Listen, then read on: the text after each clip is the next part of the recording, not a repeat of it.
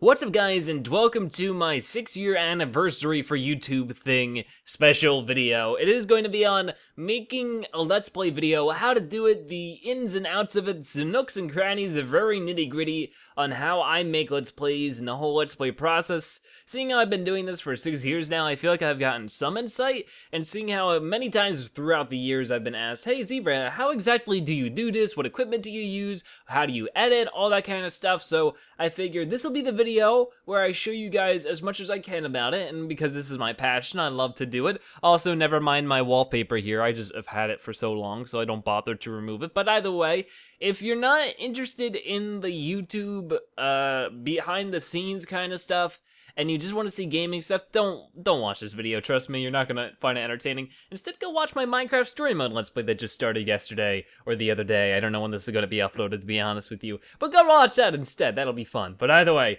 let's get started with everything. And even if you have never made a Let's Play video, or you're brand new to it, or you've been doing it for a few years, I hope to give you something that might be interesting or helpful in one way or another. So the first thing we're going to tackle is the equipment, because obviously if you don't have any equipment, then you're not going to be able to do this very easily. And the first thing I want to tackle is the most popular thing, recording consoles. So I've used a few capture cards over the years. Now I know with newer generation consoles, such as the PS4 and Xbox One, you can record all of that from the console itself, but to be honest, it's a bad idea. If you record straight from your PS4, chances are, unless you have a crappy PlayStation mic that has really bad audio, you're not going to be able to record your voice. Not only that, but you can't edit the footage. So if you need to cut something out, you need to, change something or add text or anything like that, you're out of luck. You just can't really do that stuff as well as if you just had it on your computer. So I'm going to scrap that idea for you guys just because I don't find it to be successful in any way, shape, or form. I feel it is probably the least productive way to do those kind of things. So in my opinion, don't bother with it. Invest your money in a capture card if this is really what you're interested in doing. If you're doing this as a fun hobby and you want to use the PS4 to capture this stuff, by all means, more power to you. But we're talking personally how to get the most quality out of your money and how to get the most quality out of your videos. You're going to want to go with a capture card. With that being said, I have selected a few top brands that I've used and I've heard other people have used with success.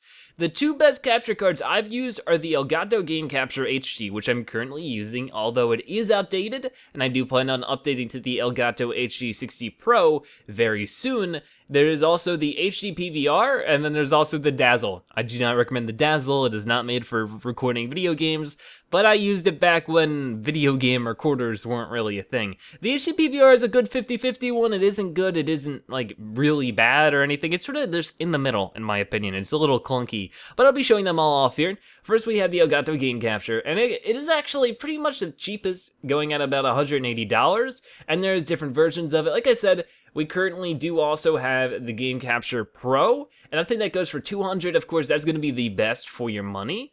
But if you are planning on recording like a PS3, you're going to want to go with the Game Capture HD, and it is by far the cheapest as well. You can definitely pick one up for about $100. It says $150, but I guarantee you can find it on Amazon for $100.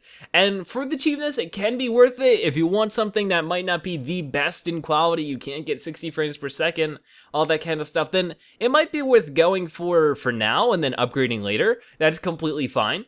But with that being said, there is also other capture cards such as the HD PVR. Now, like I said, the HD PVR can be a little clunky, and I know that they have made an HD PVR 2, but honestly, I haven't heard too much about its improvements. I've heard that it's still sort of 50-50, but it costs a little more. You'll find this one to be about $200. The amount of cords you need is a lot more. Elgato is very casual friendly. There's a lot less you need to set up. It's like a 1 cord in, 2 cords down. While the HD PVR, from my experience, is like 5 cords in, 3 out, 2 more back in. It's just, I don't know, crazy stuff. And then there is the Avermedia Live Gamer. Now this is actually, you plug this into your computer's motherboard. So this is a little different. I've never ever used an Avermedia capture card, but I've heard amazing things about them.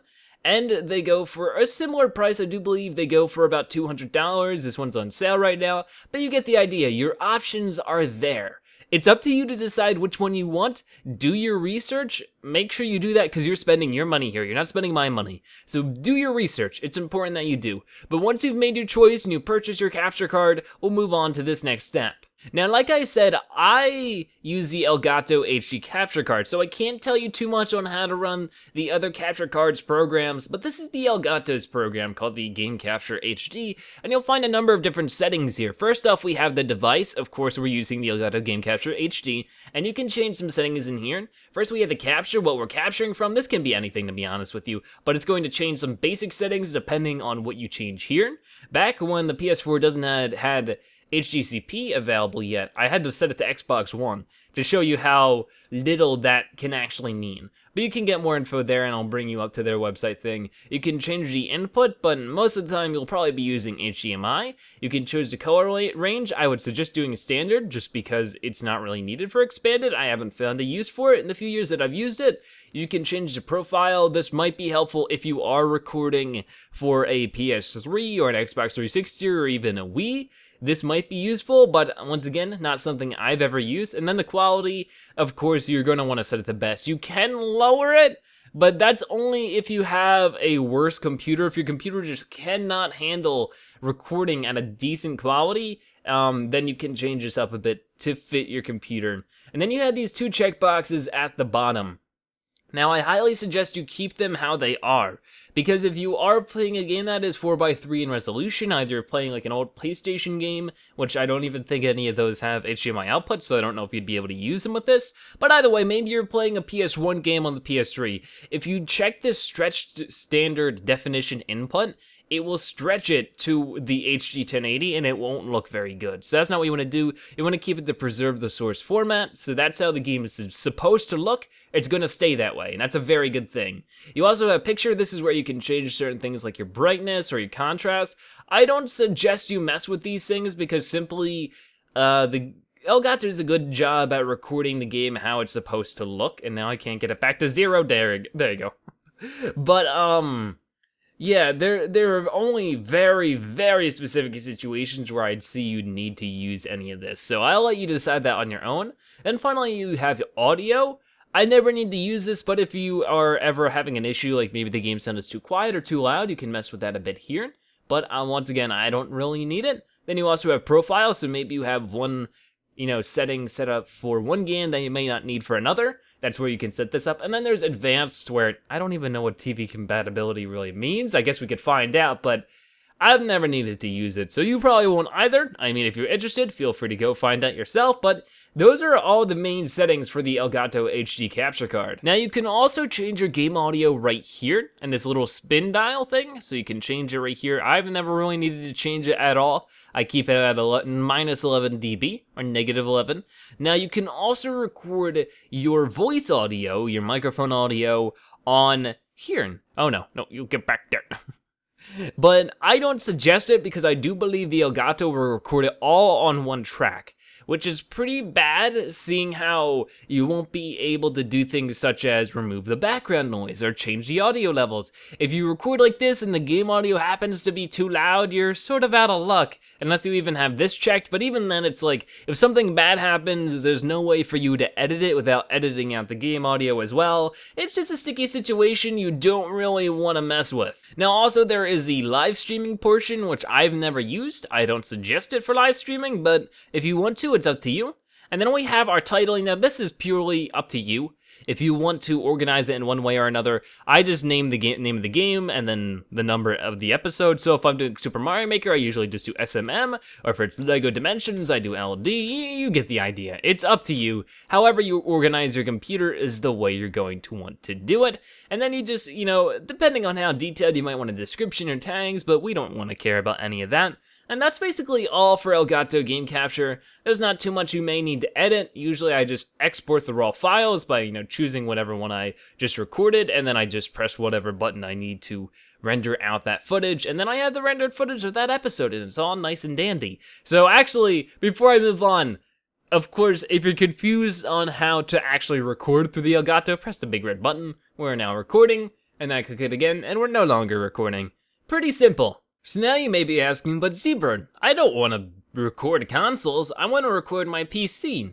and or Mac or Linux, which I've never recorded from, so don't take my advice on, but if you want to record on PC, there are plenty of options out there for you. First of all, I am recording this video through a program called OBS. Now, I do suggest this for live streaming. It is a program I use to live stream. We might get a little inception here. Whoa! But yeah, this is what I use to record all of my live streams or anything that other programs might not be compatible with. It is very, very flexible. It is open source, so anybody can make their own things with it, and plugins. You can go out and find amazing resources for this program, and you can find it all for free. OBS is a completely free program and is one of the best out there. Now, when it comes to getting OBS set up, it is very, very complicated. There is a lot of details, as you can see right here. So what I do suggest is you actually head over to the subreddit, the r/Twitch subreddit, if you are familiar with Reddit, because they have so much information on how you could set up OBS to be the best quality for you. This is, all I do is, get it set up so that it looks nice and beautiful on my side. So I have some, video settings on 1020 by 1080. Audio is pretty basic. Everything is pretty basic for me. There's not too much I need to change.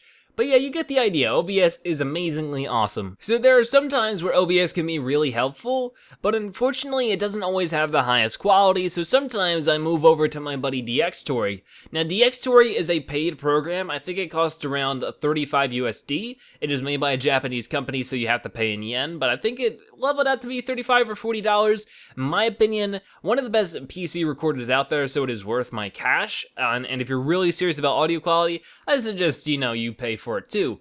But either way, this has a lot of settings to it, even more so than OBS. As you can see, a lot of it for me goes unused, but if you really had some in-depth things, especially things like video codecs and all that kind of stuff, this is where you want to go. Now, I do suggest that you go and check out a video tutorial I will have linked in the description in detail on how to use Dxtory to get the most out of it, all that kind of stuff. It is a very good tutorial, but this is what I use to get really high quality videos out there. If I want to do it 60 FPS, get that perfect, really clear. It has huge video file sizes, but that's okay. That's why I have this computer, is to hold all that kind of stuff. That's what this is for.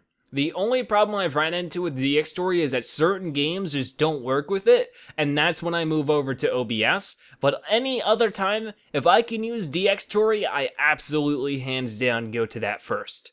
Now, there are a few other PC gaming recorders. If you are looking for yet another free one, maybe OBS isn't what you're looking for. Fraps isn't free, and I wouldn't suggest it, but it is one of the most popular. Fraps is really outdated at this point, lacking a bunch of features and being very, very heavy on the computer.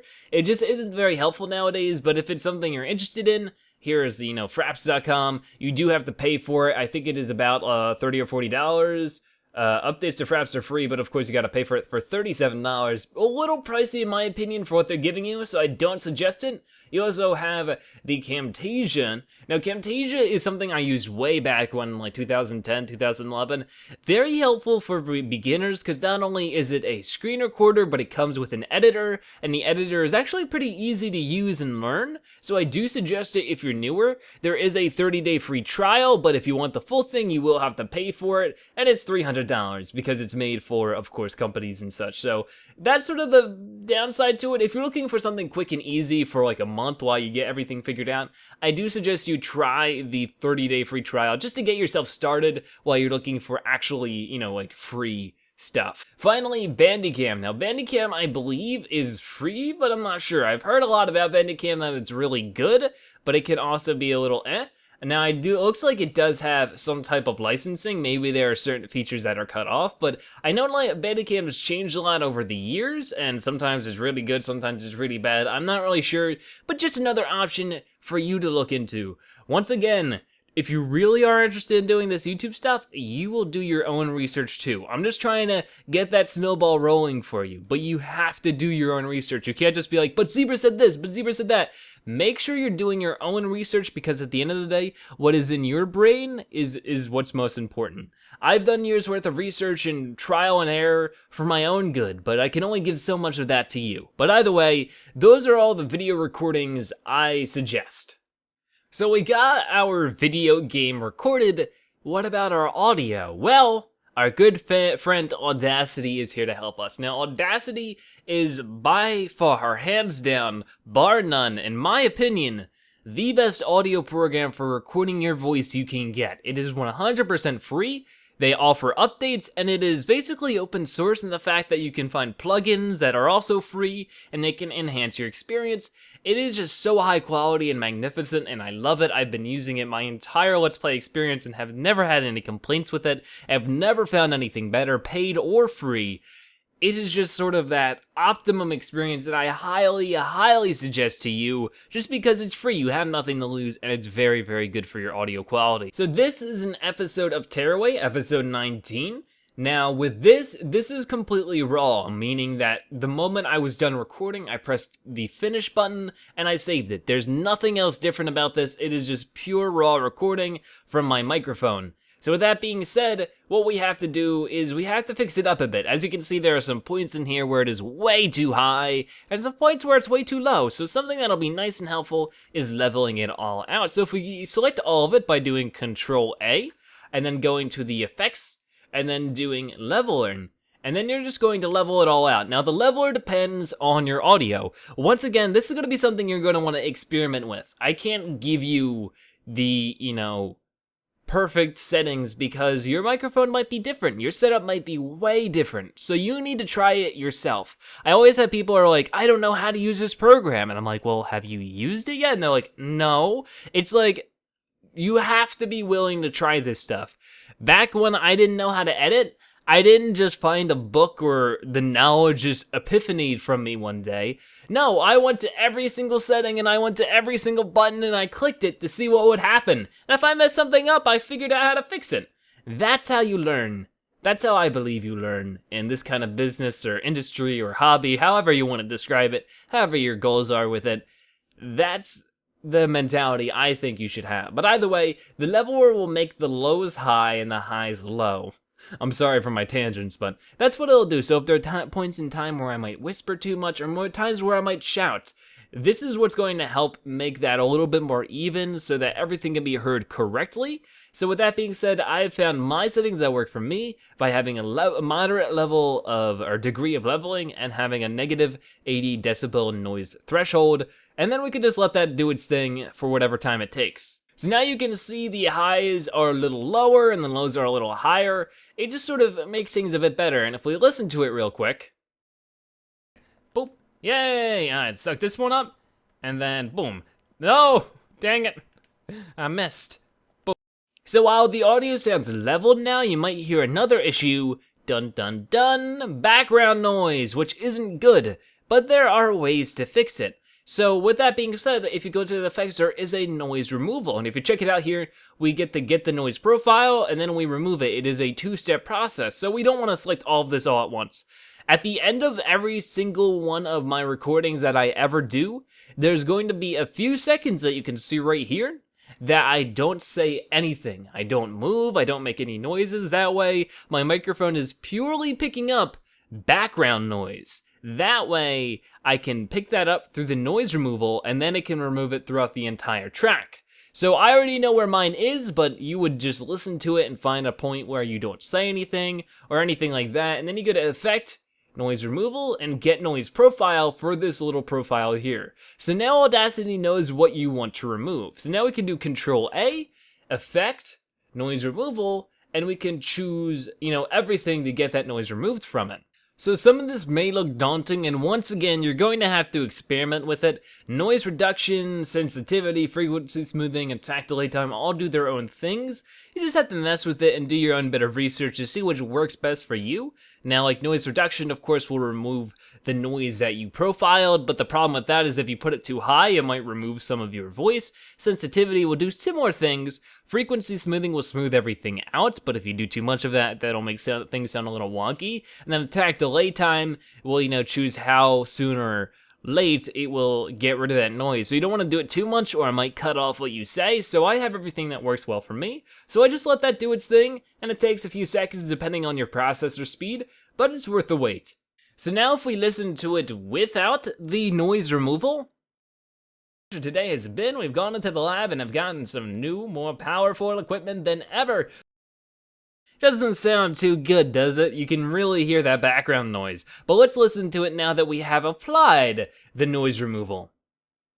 What an adventure today has been. We've gone into the lab and have gotten some new, more powerful equipment than ever. With that being said, and you can see it sounds a lot better in my opinion. Like, it just sounds so significantly better. The audio sounds way more crisp and clear and all that kind of stuff. So with all that being said, that is all the audio editing I do on Audacity side. So with that being said, I go to File, I go to Export Audio, and then I just save it whatever name I want it to be. I do WAV. You can do different kind of things like an MP2 or FLAC, OGGs, MP3s. There's a lot of different options, but I think that WAV gives me the best audio quality. The second runner-up would definitely be an MP3. So with that being said, or WMA, but I would say that the best is WAV in my opinion. Then you just save it, and of course this already exists for me because this is an audio file I've already edited, but like, you would just keep going, and then you'd organize it any more way if you wanted to. Like if you had some incredible way of organizing your files, you could do that a little bit extra here, and then it just exports. It takes a few seconds, once again, depending on your processor speed and all that kind of stuff. So with that being said, it'll render out, and now you have your nice, crisp, and clean audio. Now, when it comes to microphone recommendations, there are so many microphones out there. It's hard to really recommend the perfect microphone. One of the most popular among Let's Players is from the company Blue. You'll see a lot of people use the Blue Yeti, which is what you are hearing through my voice right now. You'll also hear a lot of people use the Blue Snowball, which is basically the cheaper step down version of the Yeti. So if you're brand new at this, you don't even have a microphone, and you have some money to invest, I would suggest that you get the Blue Snowball. You can get it for like 50 bucks. If you look for a sale, you can get it for $50, maybe $80 at the most. A Yeti is going to cost you probably anywhere between $100 and $200, usually on the upper 100, so $180, $190. That's about how much a Yeti costs. And then of course, if you aren't interested in Blue products, I would suggest the AT2020. Now this one is by Audio Technica, which is by far, they are audio experts. They are very, very good at their jobs. One of the best companies out there for audio related products, but I would say it can be worth the price of $169. Of course, the greatest thing about the Blue microphones is that they have a USB plugin opposed to an auxiliary. So I said that word very weirdly, by the way, if you didn't notice. So yeah, the thing is that makes it very easy to use. So if you're new to this, if you're not very mechanically sound or computer wise, or just don't understand this stuff as well, it's a pretty nice one to use overall. My last suggestion to you is not to dump your whole wallet on this if you are new to this. I've had friends and people I know dump hundreds and hundreds of dollars on all of this YouTube equipment, then they'll make like 3 videos and go, you know what, this actually isn't my thing. Everybody goes through those phases where they try new things and they end up not liking it. Just be smart about it. Don't invest all of your money and then not want to do it. Like, that's okay if you end up not liking it, but decide that kind of stuff before you buy expensive equipment, because while this stuff will make your videos more appealing to people, it's not needed to make videos. You want to know what my first microphone was? If you've ever played those old Rock Band style games and those music games, there used to be one for the Wii where you could sing Disney songs that my sisters had, and it was USB. So I plugged it in my computer and lo and behold, it worked. And I used that for like 2 years. I used a microphone from a Wii game that would probably cost like $50, like the whole game. So the microphone probably cost like $2.50. Like, though you can get those kind of things for cheap. And it's just like, nobody complained. It wasn't worse comparatively. Of course, chimes have changed since then.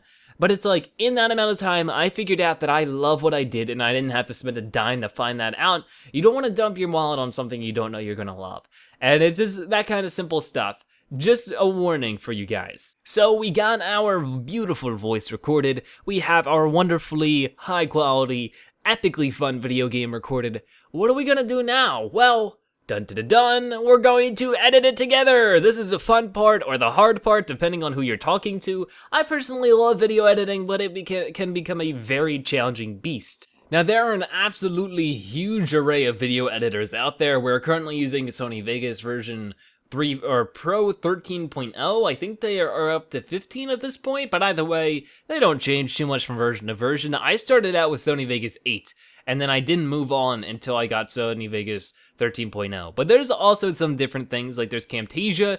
Back in the day, back when I really started making videos, I was using Windows Movie Maker. That thing is horrible on Windows 7, but it used to be pretty decent. If you could find the XP version of Windows Movie Maker, I would suggest it for a free, program. It ain't bad. What else? Of Camtasia, once again, use that free trial. 30 days for a decent editor might be very handy. And then there is Adobe Premiere Pro, a lot more sophisticated. It is definitely harder to edit with than Vegas Pro, in my opinion. It definitely takes a few years of learning. So with that being said, Vegas fits the bill for me. It gives me just the right amount of settings I need so that I don't feel overloaded, but I can do all the editing tricks I want. So I'm not going to edit an entire video for you guys because that would be pretty lengthy, but I'm just going to show you guys some baseline stuff. First, we have for Sony Vegas a project template. So before we even start editing, we can determine what we want the video to be, 1080p, 1920 by 1080, the frames per second, all that kind of stuff. And it's basically just finding what works for you. There are millions of videos out there, and I'm sure of it, that tell you the different settings you could use and what they do, so I'm not going to go into huge detail. But, some of this stuff doesn't need to be changed at all. Some of it does. I would just suggest you have a 1080p video, 30 frames per second, unless you record it in 16. That's something you don't want to mess with. If you recorded a video in 30 frames per second, don't upload it in 16.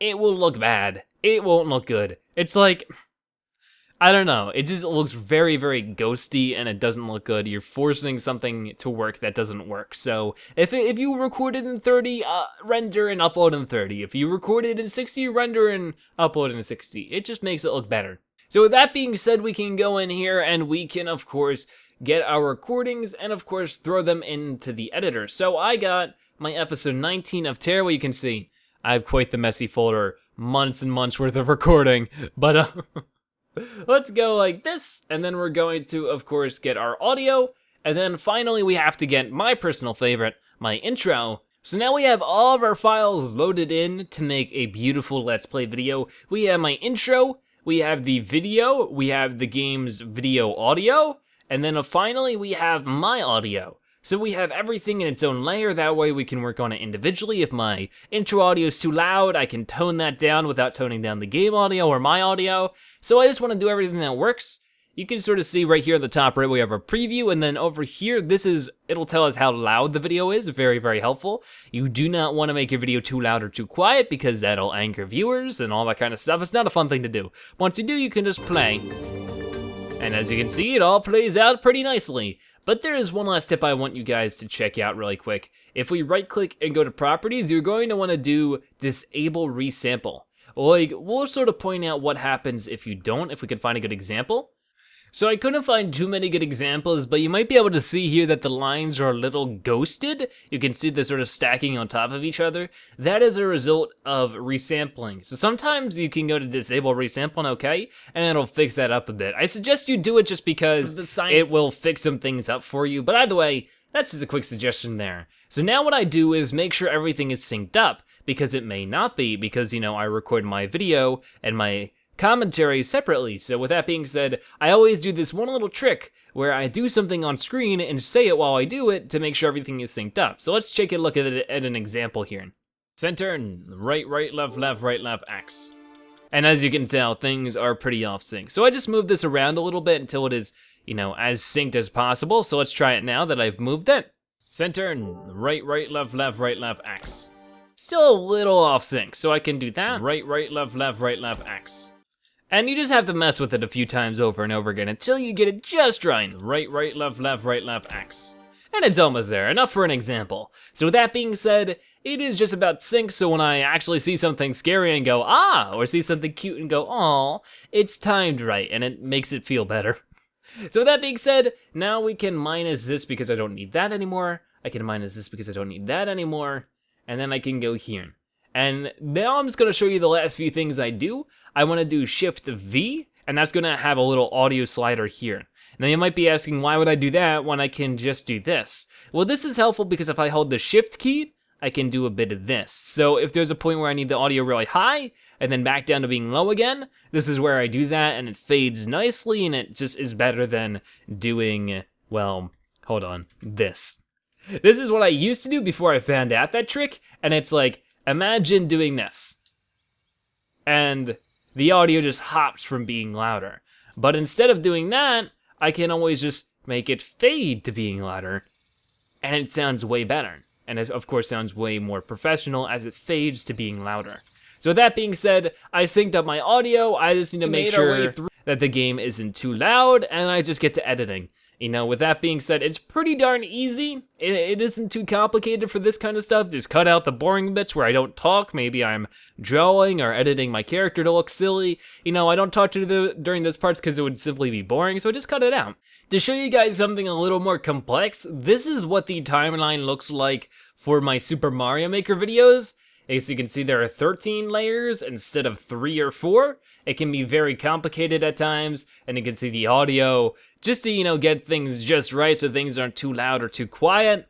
It can get pretty complicated for certain videos. It is, you know, an episode that's only 10 to 12 minutes long can take about an hour and a half to edit properly if I want it to be funny and interesting and have nice editing and all that kind of cool stuff. So with that being said, when people go, why don't you upload more Super Mario Maker? It's because it takes a long darn time to make the videos. And you can see some suggestions here, like, one thing, this is an editing thing I've always wanted to show off. You could see, one thing I like to do in the series if you don't watch it is I like to make the Wiggler say things. So you see this text here is of course text I added. So how do I make it talk, you know, move with the character? I use something called tracking, which you can see over here with this button. And you can see on this timeline that I have literally animated that text to move the way it does. And you can see the timeline here, it starts there, it moves here, waits there for a moment, and moves on. And you can see that here, and it shows up in the timeline. I just don't think you like zebras. It's not the most perfect editing, this isn't, you know, super professional, you know, work, it's just, you know, fun stuff, you know? And like that one, which I think is a little broken right now. I think I messed around with the files of this episode at some point. I have a slice of pizza. Yep. Okay then. Well, with that being said, you guys get the idea with all of it, right? I think that's just about everything. Of course, once you're done, you're gonna wanna render it. Now, your rendering settings are gonna be completely up to you, what your computer can handle. You don't wanna have super high rendering settings if it's gonna take you 20 hours to render it. For me, luckily, I have a pretty strong computer, so, you know, a 20-minute video will take about an hour to render at most. So, that's the thing. I would suggest you find what works for you, do a lot of research on what rendering things will be best for you, and you go for that. After that, you can upload the video and enjoy your YouTube stardom. But I really hope this helps some people out. If you're interested in doing Let's Play videos, have fun, have a good time, because it's really fun. I love doing this kind of stuff. So with that being said, if you enjoyed this video, let me know. This is very odd for me. I don't do this kind of stuff often. So let me know indeed. There's more videos coming on the way soon. I do want to get my 25K special. I'll just mess with stuff and break everything while we're waiting. While I'm talking here. But for my 25K special, I wanted to respond or do a reacting to my old videos back in like 2009 and all that kind of stuff. So that's something I'll do. But for now, thank you guys so much for watching. I hope you enjoyed. If you did, thank you so much. And I'll see you guys next time. Bye-bye.